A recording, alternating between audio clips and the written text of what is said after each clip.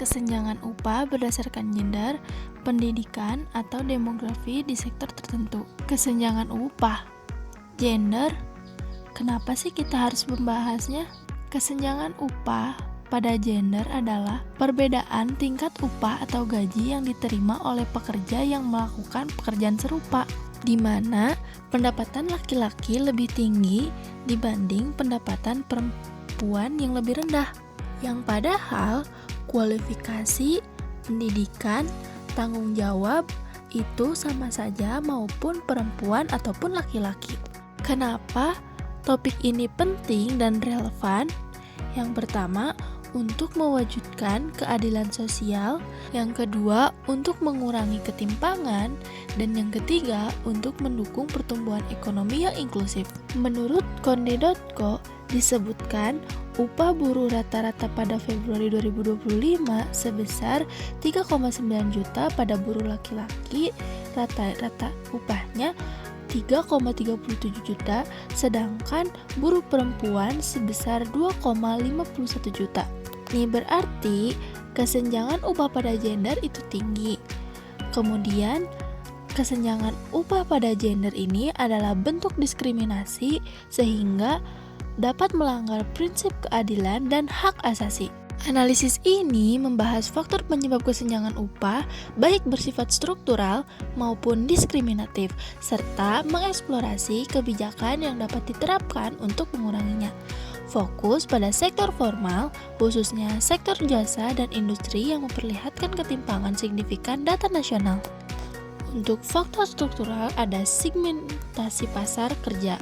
Menurut Indonesia Investment, jumlah perempuan yang bekerja di sektor informal di Indonesia jauh lebih banyak daripada laki-laki. Selain itu, sebagian besar dari perempuan adalah pekerja yang tidak dibayar.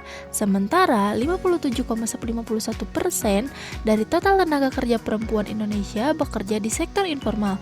Rasionya adalah 48,81% untuk laki-laki. Kemudian di tingkat pendidikan, menurut Wahana News.co, persentase penduduk bekerja di Indonesia menurut pendidikan tertinggi adalah SD sebesar 39,76%, SMA 19,18%, SMP 18,24%, kemudian SMK 11,31%, dan untuk pendidikan tinggi sebesar 2,2%. Tingkat pendidikan yang besar pada pendidikan SD ini menyebabkan kelompok perempuan berada di paling bawah dibanding laki-laki. Hal ini mempengaruhi tingkat tawar mereka dalam negosiasi upah. Minimnya akses promosi. Sebuah studi oleh McKinsey dan Company pada tahun 2021 menyebutkan bahwa perempuan memiliki peluang 33% lebih kecil dibanding laki-laki untuk dipromosikan ke posisi manajerial meskipun memiliki kinerja yang setara. Kemudian ada faktor diskriminatif. Yang pertama ada bias gender di tempat kerja. Studi dari Komnas Perempuan pada tahun 2021 mengungkap bahwa masih terdapat anggapan bahwa perempuan tidak layak memegang posisi strategis atau pekerjaan teknis.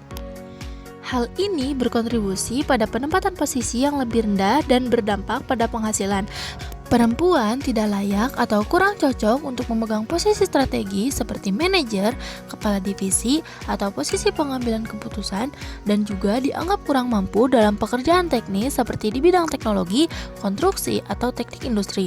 Akibatnya, dari anggapan ini, perempuan seringkali ditempatkan pada posisi yang lebih rendah. Kemudian ada diskriminasi etnis dan wilayah.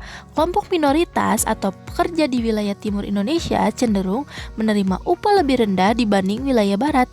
BPS mencatat bahwa rata-rata upah pekerja di Papua Barat lebih rendah 40% dari rata-rata upah nasional pada tahun 2023. Ada dampak terhadap motivasi dan partisipasi.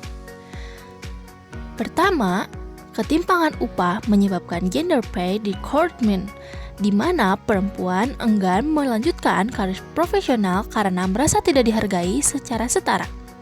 Kemudian yang kedua, partisipasi perempuan dalam angkatan kerja Indonesia stagnan di angka 53% dalam 5 tahun terakhir menurut World Bank 2022.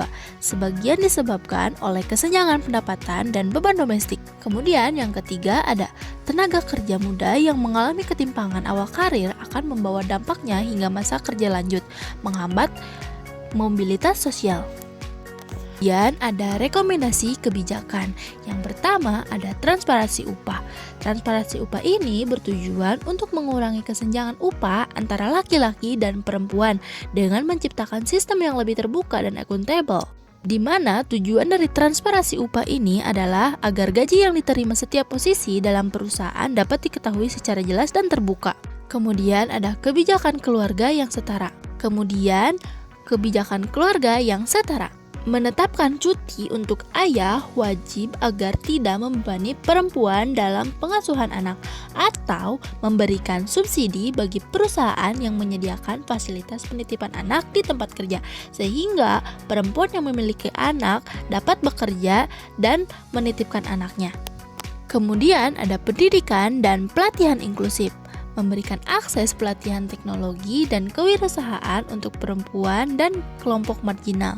Kemudian, kemitraan dengan sektor swasta untuk program magang atau kerja berbasis inklusi. Yang selanjutnya ada penegakan hukum dan pengawasan, yaitu memperkuat pengawasan ketenagakerjaan oleh Kementerian Ketenagakerjaan terkait praktik diskriminasi.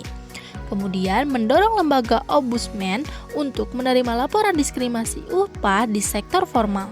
Kesimpulannya, kesenjangan upah di Indonesia adalah isu multidimensi yang disebabkan oleh struktur ekonomi yang tidak inklusif dan praktik diskriminasi di tempat kerja, gender, pendidikan, dan demografi seperti etnis dan wilayah berkontribusi pada perbedaan signifikan dalam penghasilan tenaga kerja.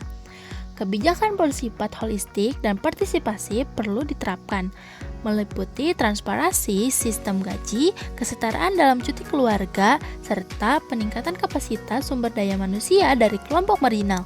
Dengan strategi yang tepat, kesenjangan upah dapat ditekankan sehingga tercipta keadilan ekonomi yang lebih merata dan peningkatan produktivitas nasional.